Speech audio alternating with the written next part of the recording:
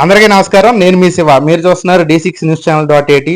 ఇది మీ గలం. ఈరోజు గన్నవరం నియోజకవర్గం బాపులపాడు మండలం బొమ్మలూరు గ్రామంలో సీఎం రిలీఫ్ ఫండ్ అనేది ఇచ్చారు. అది ఎవరంటే బొమ్మలూరు సర్పంచ్ విజయభాస్కర్ గారి చేతుల మీద మరియు తెదేపా నాయకుల చేతుల మీద ఇచ్చారు.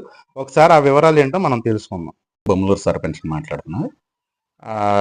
ఎప్పటి నుంచో మా గ్రామంలో ఒక ఆర్థికంగా వెనుకబడిన ఒక మహిళ పాపం వాళ్ళ సొంత ఖర్చులతో ఇప్పటివరకు చాలా ఖర్చు పెట్టి పక్షవాతానికి సంబంధించిన వైద్య నిమిత్తం చాలా వరకు ఇప్పటివరకు ఖర్చు పెట్టి ఇంకా మా వల్ల కాలేదు అన్నప్పుడు ఆవిడ వచ్చి దాస రాజేష్ అనే వాళ్ళ బంధువు తెలుగుదేశం పార్టీ ఉపాధ్యక్షుడు ఆయన దృష్టికి తీసుకెళ్తే ఆయన నాయకులతో సంప్రదించి మా అందరం కూర్చొని మాట్లాడుకొని ఈ విషయాన్ని ప్రభుత్వ వైపు గౌరవ శాసనసభ్యులు శ్రీ యార్లగడ్డ వెంకటరావు గారి దృష్టికి తీసుకెళ్లడం జరిగింది.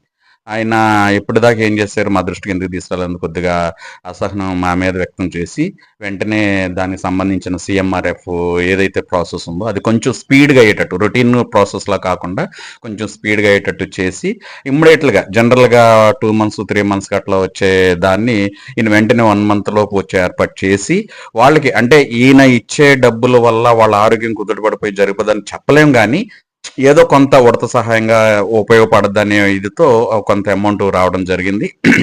ఈరోజు ఆ చెక్కు గ్రామ నాయకులకి అందజేస్తే గౌరవప్రదంగా వాళ్ళ ఇంటికి వెళ్ళి ఇచ్చి ధైర్యం చెప్పి మీరు రండి, వాళ్ళని మీ దగ్గరికి రప్పించుకోవద్దని ఆ ఎమ్మెల్యే గారు శాసనసభ్యుల వారు ఆదేశాలు ఇవ్వడంతో మేమందరం కలిసి అందుబాటులో ఉన్న నాయకులు అందరం కలిసి అక్కడికి వెళ్ళి, ఈరోజు వర్షం వస్తుంది కొంతమంది అందుబాటులో లేరు అయినా సరే కూడా మేము అందుబాటులో ఉన్న నాయకులందరినీ ఒకళ్ళు ఫోన్లు చేసుకొని మాట్లాడుకొని వెళ్ళి వారి ఇంటికి వెళ్ళి వాళ్ళు కొంచెం ధైర్యం చెప్పి శాసనసభ్యుల వారు అందజేయమన్నారమ్మా మీకు అని చెప్పి, ఇంకా ఏదన్నా ఉంటే కనుక మేము కూడా తలకు చేసుకుని హెల్ప్ చేద్దాం దృఢ నిశ్చయంతో ఉండి వారి దగ్గరికి వెళ్ళి ఈరోజు అందజేయడం జరిగింది.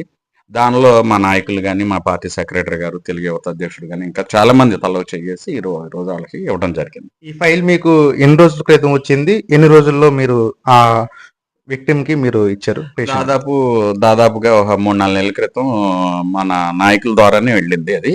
అయితే ఆయన చెప్పి ఇక్కడ ఎమర్జెన్సీ పాపం అప్పటికే వాళ్ళు చాలా ఖర్చు పెట్టి ఉండడం, ఆర్థికంగా కొంచెం పేదవారు అవడం వలన కొంచెం ఇది ఎమర్జెన్సీ సార్ అని ఆయన దృష్టికి తీసుకెళ్తే ఆయన వెంటనే పర్సనల్ ఇంట్రెస్ట్ మీద ఆయన కొంచెం వెంటనే అవడం జరిగింది. సుమారుగా 1 నెల 15 రోజులు 2 నెలలు అయిపోయింది.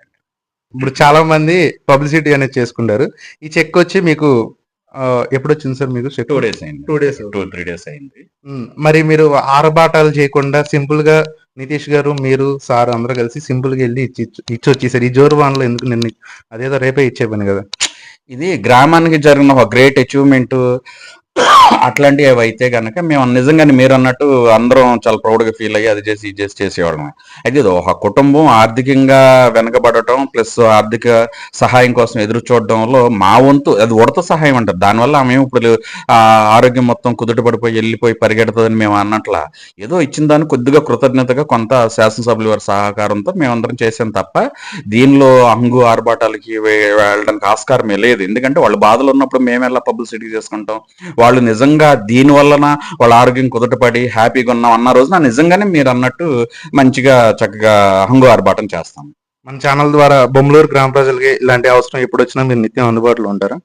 100% నాయకులందరూ ఈ విషయంలో, నేనని కాదు, నేను ఈ రోజు ఉంటా రేపు పదవిలో దిగిపోతా, కానీ తెలుగుదేశం ప్రభుత్వం ఉన్నంత వరకు కూడా మా నాయకులందరూ కూడా ఈ విషయంలో చాలా ఉత్సాహంగాను, ఇంకా ఎవరన్నా శాసనసభ్యులు గారు కూడా అడిగారు, ఇంకా ఎట్లాంటి వాళ్ళు ఎవరన్నా ఆర్థికంగా వెనకబడిపోయి ఇబ్బందులు పడుతున్న వాళ్ళు ఎవరైనా ఉంటే మీరు నా దృష్టికి తీసుకుని అని చెప్పారు. వీళ్ళు కూడా ప్రతి ఒక్కళ్ళు కూడా ఆ విషయంలో ఒక్క శాసనసభ్యుల వారే కాకుండా లోకల్ ఎవరైనా స్పాన్సర్స్ ఉంటే వాళ్ళ ద్వారా కూడా చేయడం జరిగింది. రీసెంట్గా మన గండేపూడి నితీష్ కుమార్ గారు వేరే ఒక స్పాన్సర్ ద్వారా 3 లక్షల వరకు ఖర్చు పెట్టి ఒక చిన్న పిల్లోడికి ఆపరేషన్ చేయడం, అట్లా తలో చేసుకొని చేస్తున్నారు. ఈ విషయంలో విజయభాస్కర్ లేకపోతే నా ప్రసాద్ గారు లేకపోతే ఇంకోళ్ళు తలో వారి వెసులుబాటును బట్టి చేస్తున్నారు. పార్టీ సమిష్టి కృషి. ఇది ఒక్కడ పని లేకపోతే ఒక్కడే విజయం లేకపోతే ఒక్కడే శ్రమ అని నేను అనట్లేదు. అందరూ కలిసి ఉండడం వల్ల ఇది జరుగుతుంది. ఏ విషయమైనా ఈ రోజు జరిగిన చెక్ విషయం కాదు. ఎమ్మెల్యే గారు మీకు ఫుల్ సపోర్ట్ ఇచ్చారు కాబట్టి ఇలాంటి సేవా కార్యక్రమాలు రాబోయే రోజుల్లో ఇంకా మేము ఎక్స్పెక్ట్ చేయవచ్చా? జనాలు ఏ నాయకుడికైనా ఏ పదవుల్లో ఉన్నవాడికైనా ఫ్రీ హ్యాండ్ ఉంటే తను ఏంటనేది చూపించగలడు. గత ప్రభుత్వంలో ఫ్రీ హ్యాండ్ లేదు, అందువల్ల ఇటు ఈ నాయకులు అవ్వచ్చు నేను అవ్వచ్చు ఎవరైనా చేయలేకపోయాం. ఇప్పుడు ఫ్రీ హ్యాండ్ ఉంది. శాసనసభ్యులు గారు చెప్తున్నారు, ఆయన నోటంటే ఆయనే యార్లగడ్డ వెంకటరావు గారు ఇంకా కరెక్ట్ గా ఒకటే చెప్పారు. ఇంకా ఎవరైనా ఇట్లాంటి ఆర్థికంగా వెనకబడి ఇబ్బందులు పడుతున్న వాళ్ళు ఎవరైనా ఉంటే వెంటనే నా దృష్టికి తీసుకురండి, మీరు ఇబ్బందులు పడొద్దు, మొహమాట పడొద్దు అని చక్కగా చెప్పారు ఆయన. ఎమ్మెల్యే గారి గురించి ఒక చిన్న మాట.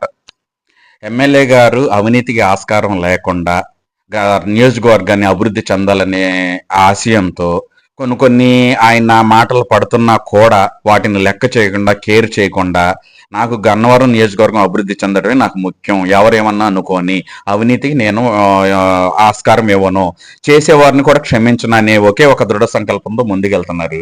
ఆయన ఏమీ పుట్టుకతో రాజకీయాలు నేర్చుకొని వచ్చిన వ్యక్తి కాదు. ఆయన ఒక కంపెనీ, పెద్ద ఎస్టాబ్లిష్డ్ కంపెనీని అడ్మినిస్ట్రేటర్గా ఉండి మేనేజ్మెంట్ చేసి వచ్చిన ఆయన అంత పెద్ద కంపెనీ కట్టుబాట్లు తెలియ అంత పెద్ద కంపెనీ స్థాపించి అంతమందికి ఎంప్లాయ్మెంట్ ఇచ్చిన ఆయనకి నియోజకవర్గాన్ని ఎలా ఆయన అడ్మినిస్ట్రేషన్తో నియోజకవర్గాన్ని ఎలా డెవలప్ చేయాలనేది ఆయనకి చెప్పేంత అవకాశం వేరే వాళ్ళకి ఇవ్వరని నేను అనుకుంటున్నాను.